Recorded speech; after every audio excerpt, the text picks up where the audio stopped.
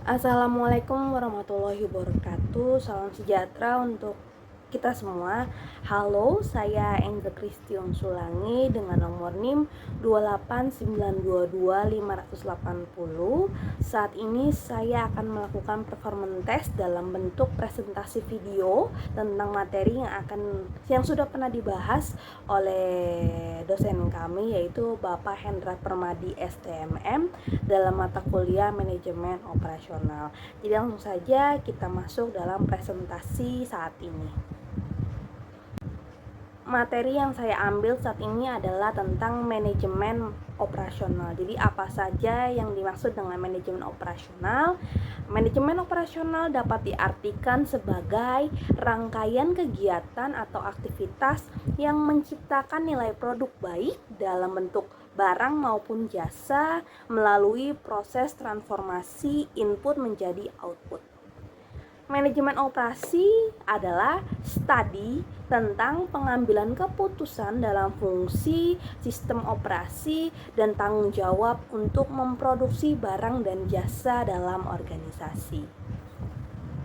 Dan untuk menciptakan barang dan jasa atau produk semua organisasi bisnis perusahaan paling tidak harus menjalankan tiga fungsi utama, yaitu yang pertama itu fungsi pemasaran atau marketing function yang berhubungan dengan pasar langsung untuk dapat menciptakan permintaan dan pada akhirnya menyampaikan produk yang dihasilkan ke pasar. Yang kedua ada fungsi keuangan atau finance function yang fungsinya adalah untuk mengelola berbagai urusan keuangan di dalam perusahaan maupun perusahaan dengan pihak luar perusahaan. Dan yang ketiga ada namanya fungsi produksi atau operation function. Ini biasanya berkaitan dengan penciptaan atau pembuatan barang dan jasa yang dihasilkan oleh perusahaan. Lalu mengapa sih manajemen operasional itu penting untuk kita pelajari? Karena MO atau manajemen operasional ini salah satu fungsi utama yang harus ada di semua jenis organisasi, sehingga apabila akan mengelola organisasi maka mau tidak mau harus mempelajari konsep MO tersebut. Juga dengan mempelajari MO kita dapat mengetahui seluk-beluk dari berbagai hal yang berkaitan dengan cara memproduksi barang maupun jasa. Lalu apa saja yang dilakukan oleh manajer operasional dan lingkup tanggung jawabnya? Yang pertama itu ada desain barang dan jasa. Keputusan ini menyangkut sebagian besar proses transformasi yang akan dilakukan. Dengan kata lain, keputusan operasional berikutnya tergantung pada keputusan desain barang dan jasa. Yang kedua ada namanya manajemen kualitas. Kualitas yang diinginkan konsumen harus ditetapkan sehingga aturan maupun prosedur untuk mengenali dan memenuhi kualitas tersebut dapat dilakukan. Lalu yang ketiga juga ada namanya desain proses dan kapasitas. Menentukan proses yang akan digunakan dalam kegiatan operasional dan kapasitas yang akan digunakan merupakan hal penting dalam manajemen operasional karena berkaitan dengan berbagai hal. Lalu yang keempat itu ada namanya strategi lokasi, yang dimana dipilih untuk melakukan kegiatan operasional perusahaan baik bergerak di sektor barang maupun jasa akan sangat menentukan prestasi perusahaan. Yang terakhir ada namanya strategi layout. Layout atau tata letak akan berdampak pada efisiensi dan efektivitas kegiatan operasional. Lalu juga ada sumber daya manusia dan desain pekerjaan, karena tenaga kerja merupakan bagian integral dan paling penting dari seluruh input yang digunakan dalam perusahaan, maka keputusan yang berkaitan dengan hal ini adalah sesuatu yang paling penting. Lalu ada juga manajemen rantai pasokan atau biasa disebut supply chain management. Keputusan ini menjelaskan akan pentingnya integrasi antara perusahaan dengan pihak supplier maupun distributor karena adanya interdependensi. Lalu yang kedelapan, manajemen persediaan. Keputusan ini penting untuk dipahami karena persediaan yang tepat akan menentukan efisiensi dan efektivitas perusahaan. Ada penjadwalan. Keputusan tentang jadwal operasional merupakan hal yang kritis yang harus benar-benar dimengerti karena sangat menentukan sekali bagi perusahaan. Lalu yang terakhir ada yang namanya pemeliharaan. Keputusan yang dibuat harus sesuai dengan sistem yang handal dan stabil. Bidang kegiatan apa saja yang memerlukan keahlian manajemen operasional? Yang pertama itu biasanya manajer pabrik atau plant manager yang kegiatannya atau pekerjaannya adalah manajemen pabrik, termasuk keahlian di bidang perencanaan produksi, manajemen pembelian, manajemen persediaan, termasuk pengelolaan karyawan di bagian operasional maupun pengelolaan sumber daya lainnya yang dipergunakan oleh pabrik. Lalu ada namanya direktur pembelian atau director of purchasing. Mengenai fungsi pembelian, kemampuan menelaah program penjualan, mengintegrasikan atau membuat keterkaitan dari supplier sampai ke distributor, mengkoordinasi aktivitas operasi. Lalu yang ketiga ada namanya manajer mutu atau quality manager, yaitu mengenai konsep statistik untuk dapat melakukan pengawasan semua aspek operasional karena kualitas merupakan tanggung jawab secara bersama di antara semua pihak yang terlibat di dalam perusahaan, terutama fungsi operasional. Lalu yang keempat ada namanya konsultan perbaikan proses atau biasa disebut proses improvement konsultan, berkaitan dengan desain proses sehingga dapat memberikan berbagai konsultasi mengenai perbaikan proses untuk operasi perusahaan. Yang kelima, manajer dan perencanaan rantai pasokan atau supply chain manager and planner, bertanggung jawab mengenai negosiasi kontrak jangka panjang antara perusahaan dengan supplier maupun distributor, sehingga harus mempunyai keahlian tentang material requirement planning, supply chain management atau dan teknologi komunikasi canggih dalam dunia bisnis, konsep penjadwalan juga persediaan. Lalu kita bicara sedikit tentang sejarah lahirnya konsep manajemen operasional. Secara singkat, beberapa contoh sumbangan para pemikir yang antara lain adalah ada Eli Whitney di tahun 1800 adalah ahli manajemen yang mempopulerkan konsep standarisasi dan pengendalian mutu dengan menghasilkan produk yang dapat dibongkar pasang untuk jenis produk senjata yang dapat dijual dengan harga tinggi. Lalu ada Frederick White Tyler 1881. Beliau dianggap sebagai bapak ilmu manajemen yang memberikan kontribusi pada keyakinannya bahwa manajemen bisa menjadi lebih kuat dan agresif dengan cara memperbaiki metode kerja.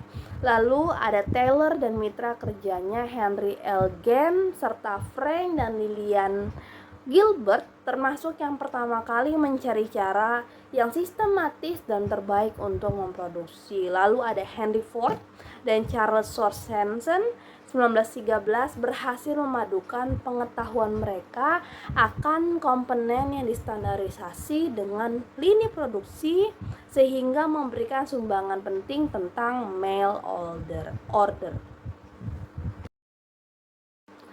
Lalu contoh kegiatan manajemen operasional di sektor barang dan jasa.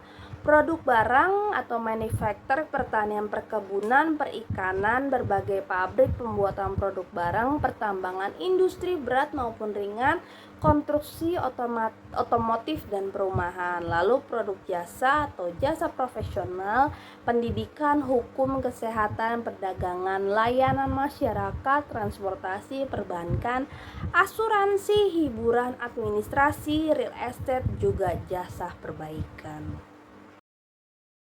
Kecenderungan terbaru yang menarik dalam manajemen operasional table, tantangan dinamis dalam manajemen operasional yang seperti akan saya tampilkan di bawah ini, yaitu dulu fokus lokal atau nasional. Penyebabnya biaya rendah, komunikasi global, transportasinya lancar. Sedangkan sekarang adalah fokus global. Lalu ada pembelian dengan tawaran terendah. Penyebabnya penekanan mutu, butuh pemasukan terlibat peningkatan produksi. Sedangkan sekarang itu kemitraan, rantai pasokan, perencanaan sumber daya, perusahaan e-commerce.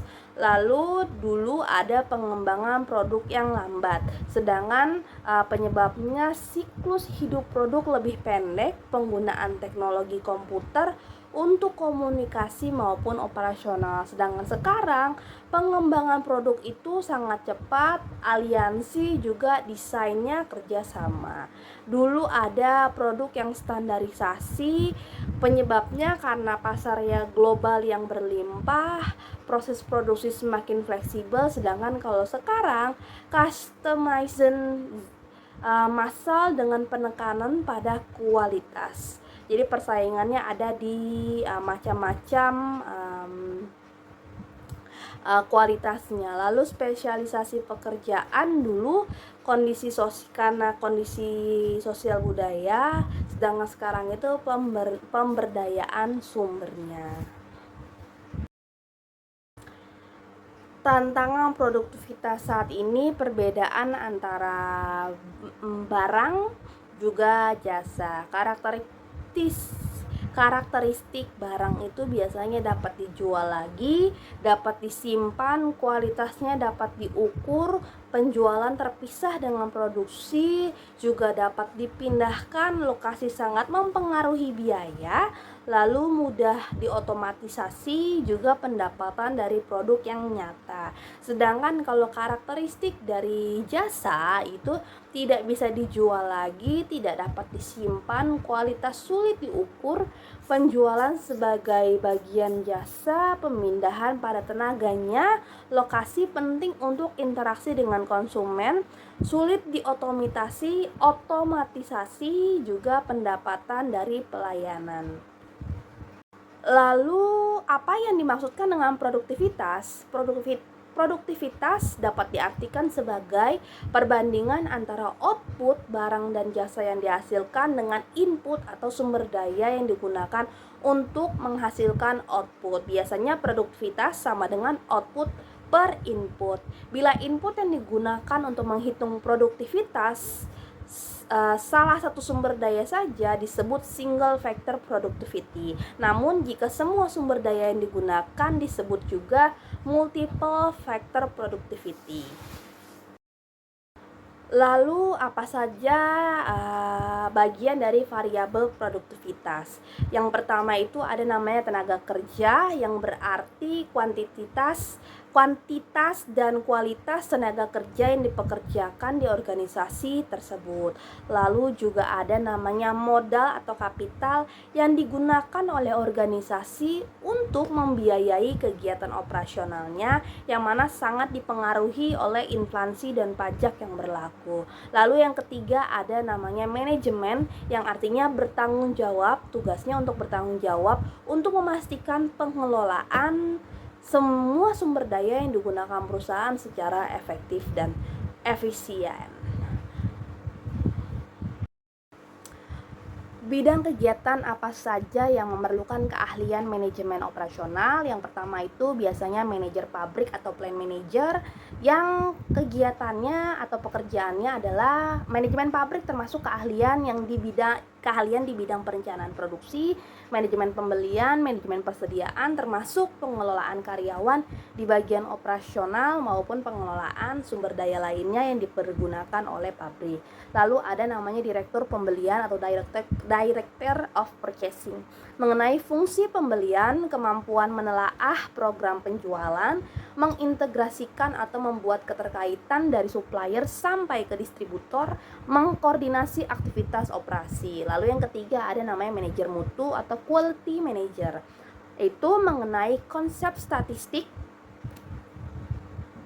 untuk dapat melakukan pengawasan semua aspek operasional, karena kualitas merupakan tanggung jawab secara bersama di antara semua pihak yang terlibat di dalam perusahaan, terutama fungsi operasional.